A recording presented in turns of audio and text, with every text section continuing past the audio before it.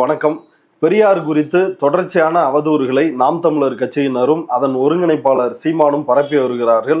இதற்கு அவரை பாராட்டும் விதமாக குருமூர்த்தி, ஹெச் ராஜா, அண்ணாமலை, தமிழிசை சவுந்தரராஜன் உள்ளிட்ட பாஜகவினரும் RSS சார்ந்த பார்ப்பனர்களும் அவருக்காக வீதியில் இறங்கி சப்போர்ட் செய்து வருகிறார்கள். இந்த சூழலில் இது குறித்து நம்மிடையே விவாதிப்பதற்காக திராவிடர் விடுதலை கழகத்தின் தலைவரும் பெருமதிப்பிற்குரிய தோழருமான தோழர் கொளத்தூர் மணி அவர்கள் இணைந்துள்ளார். வாருங்கள், அவரோடு உரையாடலாம்.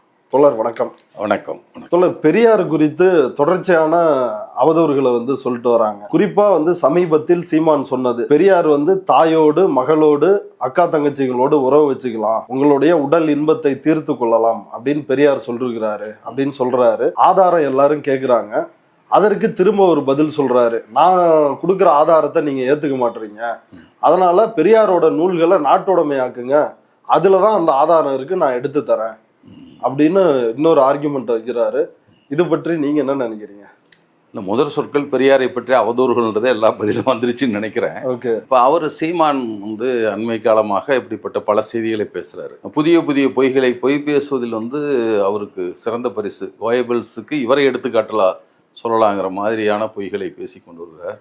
ஆனால் என்னன்னா, விடிந்தால் வேறு மாதிரியும் மாலையில் வேறு மாதிரியும் பேசுறதான் சிக்கலே அதில் இருக்குது. அவர் முதல்ல ஒரு செய்தி, அவர் இந்த மாதிரி உறவு வைத்துக் கொள்ளலாம் என்பதற்கு ஆதாரம் கேட்குறாங்க. ஆதாரம் உங்ககிட்டயே பூட்டி வச்சிருக்காங்க. சரி, இந்த சீமான் எதில் பார்த்து இதை பேசுகிறார்னு வேணும்ல, அதை கொடுங்கன்னு தான் நம்ம கேட்குறோம். அதை கொடுங்கன்னு தான் நம்ம கேட்குறோமே தவிர நாம் ஒன்றும் கேட்கல. நீ பார்த்த ஆதாரத்தை கூட பூட்டி வச்செல்லாம் இருக்கட்டும்.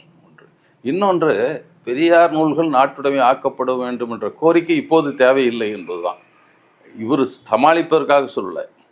எங்கள் மீது நடந்த ஒரு வழக்கில் தீர்ப்பு சொல்லப்பட்டு விட்டது. 52 அமைத்த பெரியார் அறக்கட்டளையில் இந்த நூல்கள்லாம் எங்களுக்கு அறிவுசார் சொத்துடைமை என்ற வழக்கு வந்தது. அது வழக்கு நடந்தபோது அது அமைக்கப்பட்ட போது 1952 தான் அந்த அறக்கட்டளை அமைக்கப்பட்டது.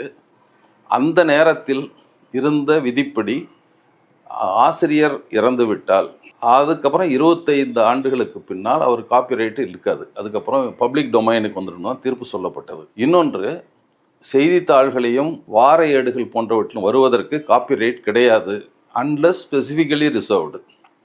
அவரே இதற்கு காப்புரிமையை நான் வைத்துக்கொண்டேன் என்று எழுதினால் ஒழிய அதற்கு காப்புரிமை கிடையாது என்று அதே சட்டம் சொல்கிறது. இப்போதைய சட்டம் சொல்லுது, பழைய சட்டம் சொல்கிறது. இன்னொன்றும் கூட, அதோடு மட்டுமில்லை, ஒரு காப்பிரைட்டை ஒருவருக்கு வந்ததாக கருதி கொள்ள முடியாது.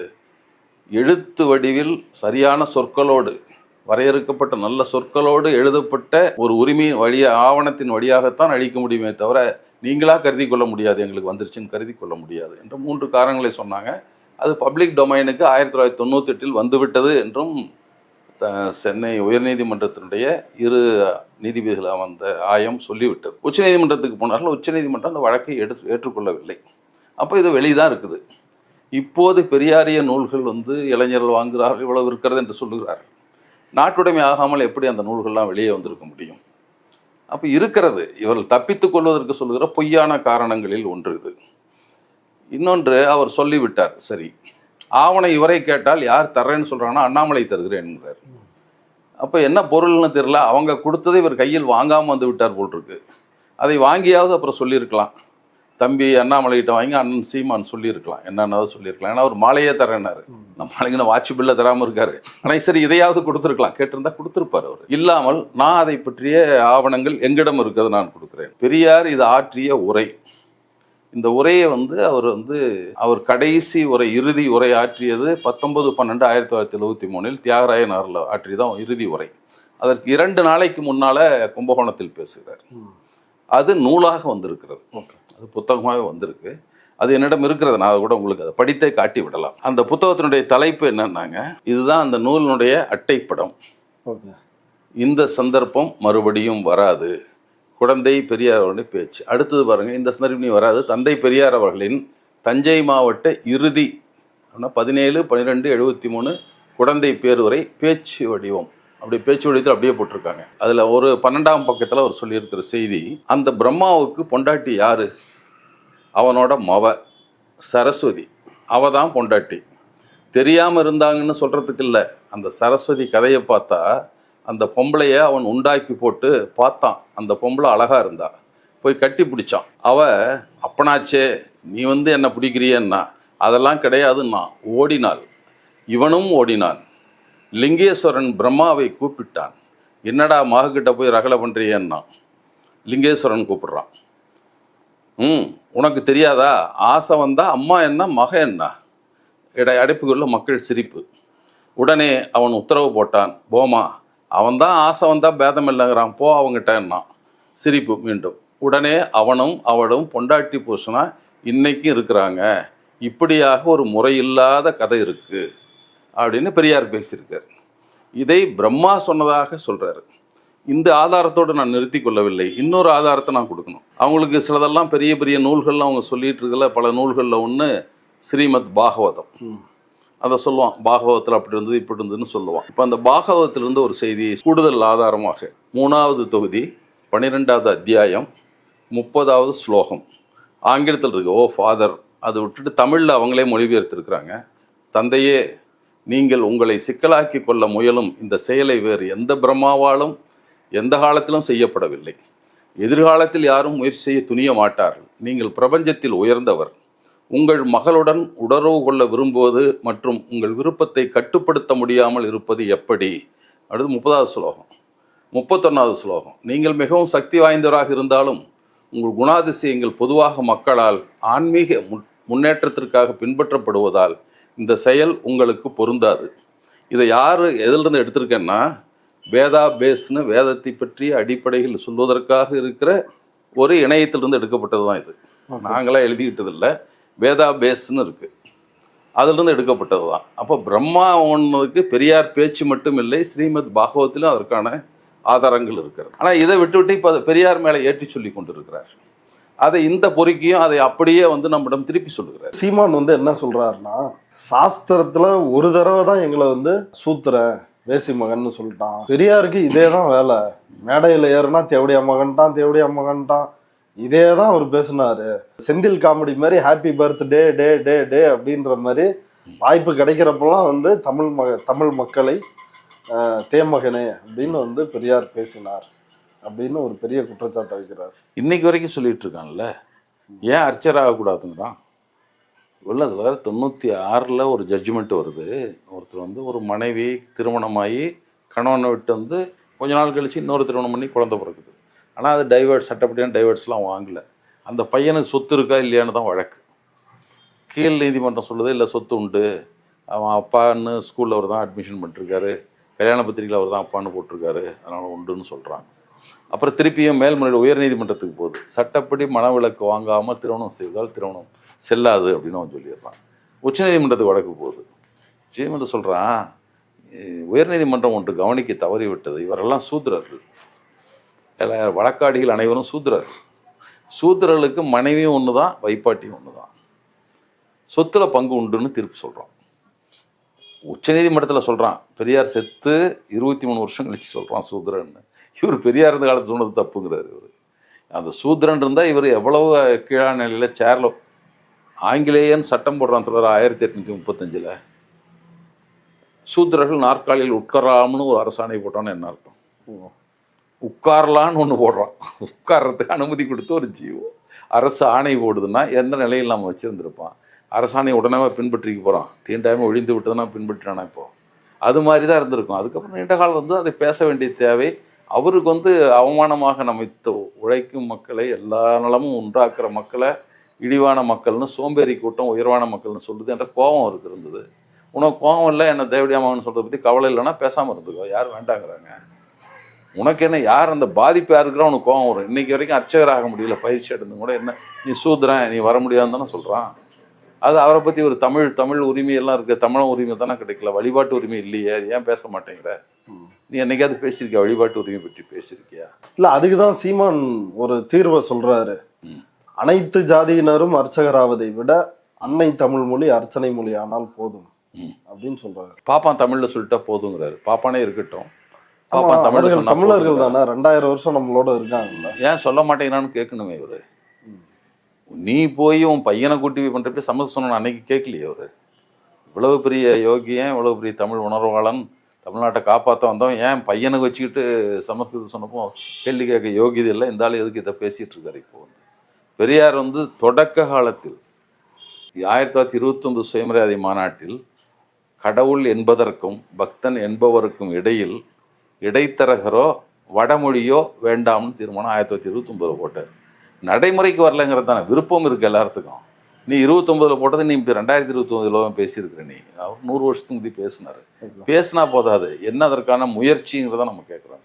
மணியரசன் என்ன சொல்றாருன்னா, பெரியார் ஒரு பக்கம் பார்ப்பனர்கள் நம்மளை வந்து கோயிலுக்குள்ள நுழையாம பார்த்துக்கிட்டாங்க, கருவறைக்குள்ள தமிழையும் விடலை தமிழனையும் விடலை. இன்னொரு பக்கம் பெரியார் வந்து பகுத்தறிவு அப்படின்னு சொல்லி அவர் கோயிலுக்குள்ள போகாம பார்த்துக்கிட்டார் மக்களை, நம்ம மக்களை. அதனாலதான் கோயில்கள் இன்னும் ஆரியர்கள் வசம் இருக்கிறது. பெரியாரும் அதற்கு ஒரு காரணம். இப்போ பெரியார்கிட்ட பின்பற்றினவங்க 80% தமிழர்கள் பின்பற்றினாங்கன்னு சொல்கிறாரா, என்ன சொல்கிறாரு எனக்கு தெரியல. இன்னும் அதையாவது ஒத்துக்கணும். பெரியார் சொன்னாலும் கோயிலுக்கு போடலாம். கோயிலுக்கு எத்தனை பேர் போகாமல் இருப்பான்? 5 விழுக்காடு 3 விழுக்காடு போகாமல் இருந்திருப்பானா? மற்றவனுக்கு சொல்லணும்ல. பெரியாரும் மத மாற்றத்தை பரிந்துரைத்தார், எல்லாம் பண்ணார். 40 வரைக்கும் சொன்னார்.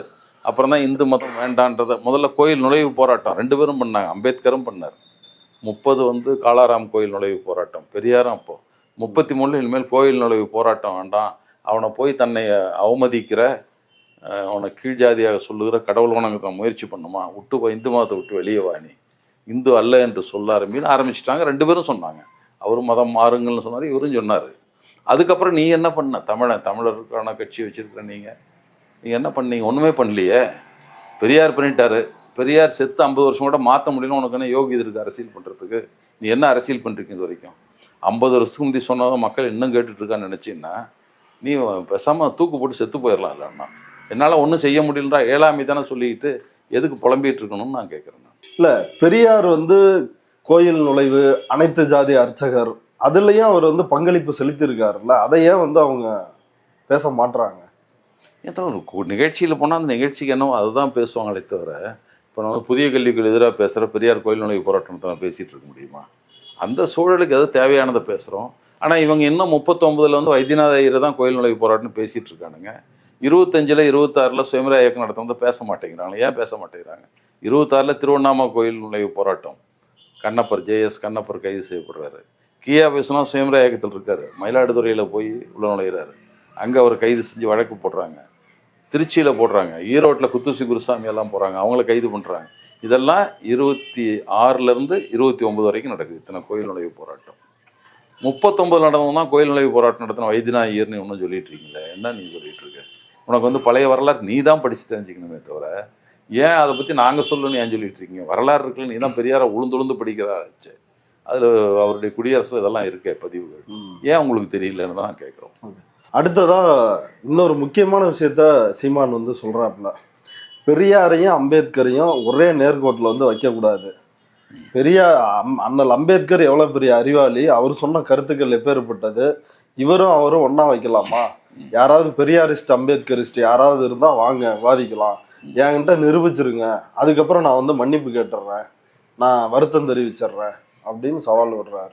திருமுருகன் காந்தி கூட அழைப்பு விட்டுருந்தார், வாங்க விவாதிக்கலான்னு. ஒன்றும் சொல்ல காணுமே, யார் வரணும்னு நினைக்கிறாரா தெரியல. அவர் அதில் டெவலத்துவர். ஒரு செய்தியை மட்டும் சொல்கிறேன். தலைமைச் செயலராக பத்மநாபன் இருந்தார், தமிழ்நாடு அரசு தலைமைச் செயலராக. ஐஏஎஸ் பயிற்சி முடித்த உடனே அவங்க பம்பாயில் பயிற்சி நடக்குது, முடிஞ்ச அம்பேத்கர்கிட்ட போகிறாங்க. போய் ஆனால் அவர் வந்து ஒடுக்கப்பட்ட பட்டியலினத்துலேருந்து வந்தவர். அவர் இவங்க செட்டெல்லாம் போய் கேட்குறாங்க, ஐயா நாங்கள் தமிழ்நாட்டில் வந்திருக்கோம் மாணவர்கள், நான் வந்து எங்களுக்கு வழிகாட்டி ஏதாவது ஒன்று சொல்லுங்கள், என்ன நாங்கள் செய்யணும்னு நினைக்கிறீங்கன்ட்டு. ஒன்றும் செய்ய வேண்டாம், தமிழ்நாட்டில் பெரியார்னு ஒருத்தர் இருக்கார், அவரை போய் பாருங்கள், அவர் சொல்கிறார் இவரை எப்படி நடங்க. அதை வந்து பத்மநாபன் பதிவு பண்ணுறாரு. அதை நம்ம அம்பேத்கர் சொன்னதை அவர் சொல்கிறாரு. நாங்கள் போய் பார்த்தோம், அவர் சொன்னார், நீ எங்கிட்ட ஏன் வர்ற, தமிழ்நாட்டில் வந்து அம்பேத்கர் பெரியார் இருக்கார், அவர்கிட்ட போய் கேட்டுக்கோ, அவர் சொன்னபடி நடந்துக்கோன்னு சொல்கிறாரு. இதை விட வேறு யார் சொல்லணும்? ஒரு தலைமைச் செயலாளராக இருந்த ஐஏஎஸ் அதிகாரி, பட்டியலினத்தை சேர்ந்தவர், அம்பேத்கர் சொன்னார் இவரையே சொல்கிறாருன்னா வேறு யார் இவருக்கு சான்று சொல்லணும்னு நினைக்கிறாருன்னு எனக்கு தெரியல. அதுதான் தெரியல. அடுத்ததா இந்த தாய் மகள் இவங்களோட உறவு வச்சுக்கலாம் அப்படின்றதுக்கு அவங்க உதாரணமா ஆதாரம்னு சொல்லி காட்டுற கட்டுரை வந்து பெரியார் எழுதின உறவு முறை அப்படின்ற அந்த கட்டுரை. அதுல சமயோஜிதமா நடந்துக்குங்க அப்படின்னு வந்து பெரியார் சொல்றாரு. அதுதான் மறைபொருளா இதுக்கு அவர் சொன்ன விஷயம் அப்படின்றாங்க. மறைபொருளாக சொன்னதாக இவர் சொல்கிறார். அவர் என்ன அது இவனுக்கு வந்து வரியை உருவி பிடிக்கிறவனுக்கு முதல்ல இருந்து படித்தா தெரியும் உறவு முறை என்பது எப்படி இருக்கிறது. ஒவ்வொரு நாட்டிலையும் வெவ்வேறு முறை இருக்கிறது. முஸ்லீம் இப்படி திருமண முறையை வச்சுருக்காரு, கிறிஸ்தவர்கள் இப்படி, ஒருத்தன் வந்து அக்கா மகளை கல்யாணம் பண்ண மாட்டேங்கிறான், ஒருத்தன் பண்ணிக்கலான்னு சொல்கிறான். இப்படி ஒவ்வொன்றா சொல்லிட்டு தங்கையை சயாம் நாட்டில் தங்கையை திருமணம் பண்ணுற அண்ணன் தம்பி, ராமனும் சீதையும் கூட அண்ணன் தம்பி என்று இந்த புத்தரான சொல்லுது. இதையெல்லாம் சொல்லிட்டு கிளியோபேட்ரா கூட வரலாற்றில் பிடிக்கும் தம்பிக்கு திருமணம் பண்ணிட்டான்னு சொல்கிறோம். இதையெல்லாம் பண்ணிட்டு இதில் எதை நீங்கள் சொல்லணும்னா நீங்கள் யோசிங்க. உங்கள் சமயோசிதம் என்பது சூழலுக்கு தகுந்தபடி நடைமுறைக்கு ஒத்தபடி நீங்கள் முடிவு செய்து கொள்ளுங்கள் அப்படின்னு சொன்னது இவருக்கு எப்படி இருக்கும்? இப்போ நான் ஒன்று சொன்னது உதயகுமார் தோழர் எழுதுனது தான் சொல்லணும். சுபோதயகுமார் எழுதியிருக்காரு. எப்போவும் ஒரு சிந்தனை பூரா அதில் தான் இருந்தது என்பதற்கு ஈழ விடுதலையை பற்றி பேசுகிற போது கூட சிங்களனை நான் பழி வாங்குவேன்லாம் சொல்லலை, பெண்களை கற்பழிப்பேன்னு தான் சொன்னார். அணுலை எதிர்த்து பேசுகிற போது கூட ஆணுரையை தயாரிக்க முடியாத இந்தியா அணுலையை பயின்றதுன்னு தான் பேசுகிறாரு. எப்போவும் ஒரு சிந்தனை அதை நோக்கியே இருந்ததுன்னு அதற்கு எடுத்துக்காட்டாக சீமான் வாழ்ந்து கொண்டே இருக்கிறார். அதே சிந்தனையில் இருக்கிறார். மனைவி வச்சுக்கிட்டு சொல்கிறாரு, இந்த பொம்பளை தான் கிடைச்சதான்னு மனைவி சொன்னான்னு சொல்கிற இப்படிப்பட்ட பொறுக்கித்தனமான ஆட்களை வந்து வச்சுக்கிட்டு நம்ம கேள்வி கேட்பது என்பதும், அதை விட உண்மையான தமிழ் உணர்வு நாட்டுணர்வு உள்ள இளைஞர்கள் அவருக்கு பின்னால் போவது என்பதும் தான் இந்த சமுதாயத்தில் இந்த சூழலில் ஏற்பட்டிருக்க பெரும் கேடாக நான் பார்க்கிறேன். இறுதி கேள்வியா, அந்த கட்சியில் மாநில நிர்வாகியாக இருக்கக்கூடிய இடுமானம் கார்த்தி போன்றவர்கள் சீமான் உட்பட எல்லாரும் என்ன சொல்றாங்கன்னா, எப்படி திரிபுராவில் லெனின் சிலை உடைக்கப்பட்டதோ அதுபோல தமிழ்நாட்டில் தந்தை பெரியாரின் சிலை உடைக்கப்படும் அப்படின்னு வெளிப்படையா பேசுறாங்க. இவங்களும் வாயில பேசியிருந்தாங்க பச்சை மட்டையில் அடிக்கணும்ட்டு. ஒருவேளை தமிழர்கள்லாம் அப்படி ஒரு பாடம் கற்பிப்பார்கள் என்று நான் நம்புகிறேன். தெரில, அப்படி இருக்கலாம். ஏன்னா இவங்க ஆசையும் அவங்க ஆசையும் இருக்கும்ல தமிழருக்கு. இவர் தான் வழிகாட்டி இருக்கார், யாரை பார்த்தாலும் பச்சை மட்டையில் அடிக்கணும்ட்டு. அதுதான் நம்ம நினைவூட்டணும், தமிழர்களுக்கெல்லாம் நினைவூட்டணும். ஓகே, பச்சை மட்டையில் அடிப்பாங்கன்னு சொல்ல வரீங்களா, அடிக்கணும்னு சொல்ல வரீங்களா? ஆமாம், நிச்சயமாக அடிக்க வேண்டிய சூழல் ஏற்படல. இவங்க தான் வழிகாட்டி இருக்காங்க. ஒரு பெரிய தலைவர் தமிழ்நாட்டு நாளைக்கு வந்து வழிகாட்ட போகிற ஈழத்துக்கு விடுதலை வாங்கி தர பெரிய தலைவர் சொல்கிறத கேட்காம இருக்க முடியும் தமிழ் மக்கள். அந்த மக்கள் எல்லாம் சீமான் பேச்சை கேட்க வேண்டும், அவர் வழியில் நடக்க வேண்டும் என்று நான் கேட்டுக்கொள்கிறேன்.